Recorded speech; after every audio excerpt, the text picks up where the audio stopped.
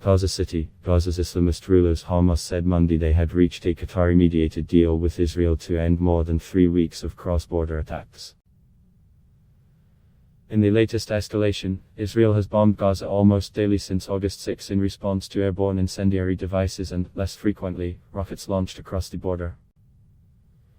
The firebombs, crude devices fitted to balloons, inflated condoms or plastic bags, have triggered more than 400 blazes and damaged swaths of farmland in southern Israel, according to the fire brigade.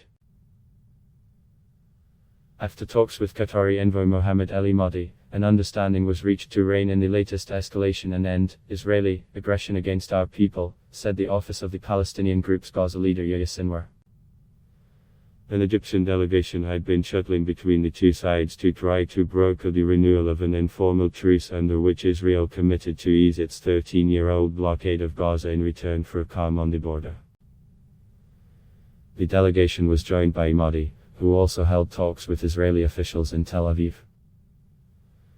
In a statement, he praised the Hamas leadership for reaching a deal in light of the difficult conditions of Gaza's inhabitants, especially in view of the spread of the coronavirus. A Hamas source told AFF there had been a total halt to balloon and other attacks against Israel, in agreement with other factions in the coastal strip, home to some 2 million people. Fuel supplies will return and the power station will be restarted from Tuesday, the source said. A punitive Israeli-imposed ban on fuel deliveries cut electricity to just 4 hours a day, supplied from the Israeli grid. Crossing to reopen Qobit, the Israeli Defense Ministry unit that oversees civilian affairs in the occupied Palestinian territories, said in a statement that after efforts to calm the situation, it would resume the routine activity of the Kerem Shalom crossing, including the entry of fuel products, starting Tuesday. In addition, the fishing zone of the Gaza Strip will be expanded to 15 nautical miles, it said.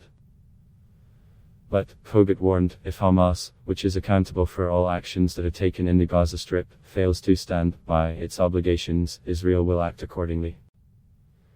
The Hamas source added that work would be allowed to start on the construction of a new power line, while a $30 million Qatari aid tranche for Gaza would be expanded to $35 million, with the difference used to cover public servants' salaries. Financial aid from gas-rich Qatar has been a major component of a truce first agreed more than a year ago and renewed several times since. The fire balloons launched in recent weeks were widely seen as an attempt by Hamas to improve the terms of the informal deal. Sources close to Hamas had said it also wanted other measures to ease living conditions in the territory, including the extension of an industrial zone in the east and an increase in the number of Israeli work permits issued to Gazans once anti-coronavirus restrictions have been lifted. Such flare-ups escalated into full-blown conflicts in 2008, 2012 and 2014, and mediators have been working to prevent a new war.